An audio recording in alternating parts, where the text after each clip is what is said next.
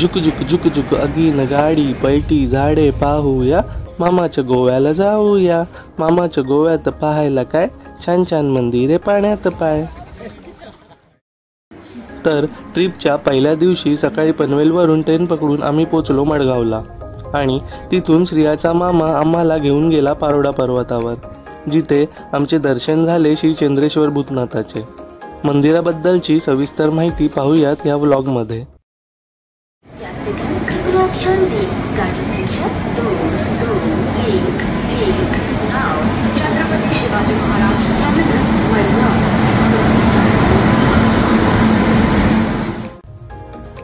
पनवेलवरून 7 वाजताची तेजस ट्रेन पकडून आम्ही गोव्याला जायला निघालो.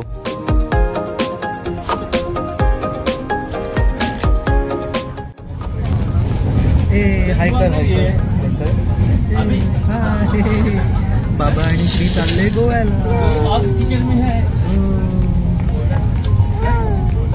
तुम्ही पण घ्या, आम्ही रिअल फ्रूट पितो, ज्यूस पितो. बोल तुम्ही पण घ्या. कोकणचे नदी, दर्या, डोंगर पाहत प्रवास सुरू होता. झोप झाल्यावर आम्ही ट्रेनमध्ये डान्स पण केला. नाचता नाचता आम्ही गोव्यात प्रवेश केला.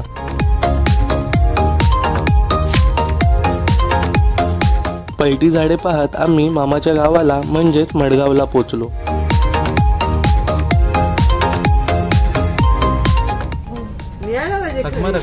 म्हशी त्या कुत्र्यांना ती घाबरणार नाही, त्या 2 मोठ्या. मडगावला स्थायिक असलेल्या श्रियाच्या गौरव मामाने आम्हाला पिकअप केला आणि आमची भटकंती सुरू झाली. आम्ही चाललो आहोत मडगावपासून 15 किलोमीटरच्या अंतरावर असलेल्या पारोडा पर्वतावर. अर्ध्या तासात डोंगरावर पोचलो आणि मंदिराकडे पोचायला काही पायऱ्या चढून जावं लागतं.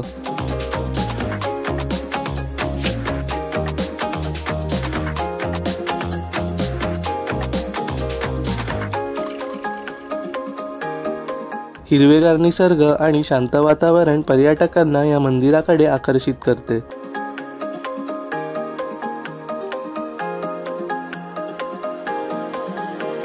काहीशा पायऱ्या चढून आम्ही मंदिराजवळ पोचलो. चंद्रेश्वर भूतनाथ मंदिराची वास्तुकला ही पारंपरिक गोव्यातील मंदिर शैलीचे मिश्रण आहे, ज्याची वैशिष्ट्य त्याच्या प्राचीनतेचे प्रतिबिंब आहेत.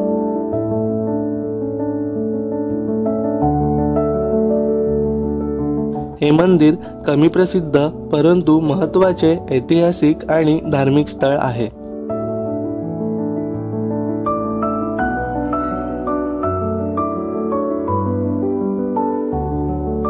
हे मंदिर अद्वितीय आहे कारण ते भूतनाथ किंवा भूतांचा स्वामी या संकल्पनेशी संबंधित आहे. हे मंदिर 2500 वर्ष जुनं असून सध्याची इमारत तुलनेत आधुनिक आहे, जी 1600च्या उत्तरार्धातील आहे. हे मंदिर विशेषतः अशा लोकांद्वारे पूजनीय असल्याचे मानले जाते जे आत्म्यापासून संरक्षण शोधतात आणि वाईट शक्तींना दूर ठेवण्याची शक्ती असल्याचे मानले जाते.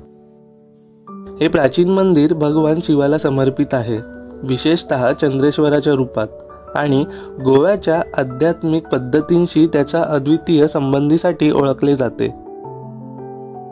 मंदिराच्या गर्भगृहात आकर्षक रचना आहे, ज्यामध्ये एक चैतन्यशील वातावरण आहे. बहुतेकदा धार्मिक चिन्हे आणि हिंदू पुराणिक कथा सांगणाऱ्या कलाकृतींनी सजलेले आहे. गाभाऱ्यामध्ये चंद्रेश्वर आणि त्याचे सेवक देवता भूतनाथ यांचे दर्शन होते.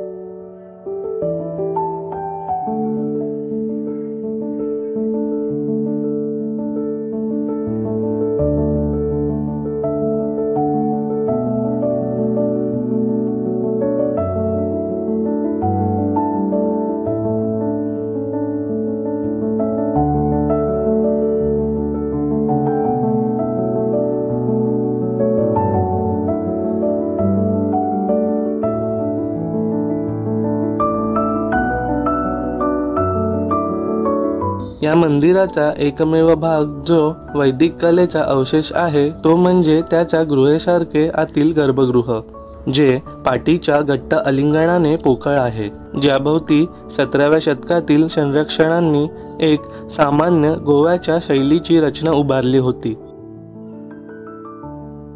घड्याळाच्या काट्याच्या दिशेने फिरण्यासाठी वापरलेला प्रदक्षिण मार्ग मंदिराच्या हृदयाच्या आकाराच्या दगडाच्या पायथ्याशी जोडलेला आहे।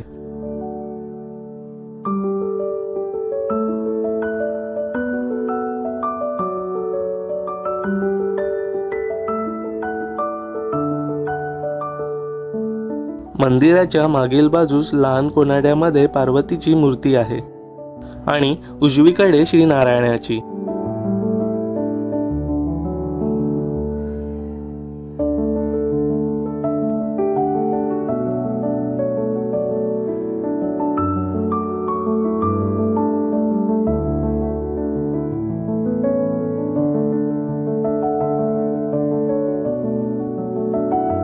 येथील मुख्य उत्सव म्हणजे 5 दिवसांची हनुमान जयंती, दसरा आणि महाशिवरात्री। मंदिरातून थोडे खाली उतरले की तिकडे आमचे कुलदैवत श्री काळभैरवाचे छोटे मंदिर आहे। मंदिराच्या भोवती सुंदर छोटीशी विहीर आहे।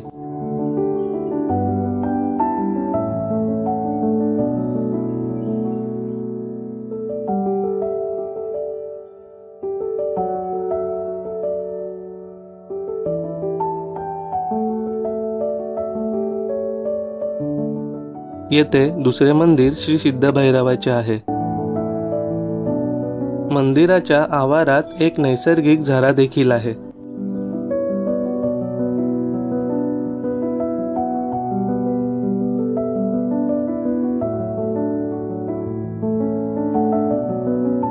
भटकंती करून मामा आम्हाला क्यूपेमला त्याच्या घरी घेऊन गेला आणि त्या रात्री आम्ही तिथे वस्ती केली आणि तिकडे गंधारदादाबरोबर तबल्याची तालीम केली।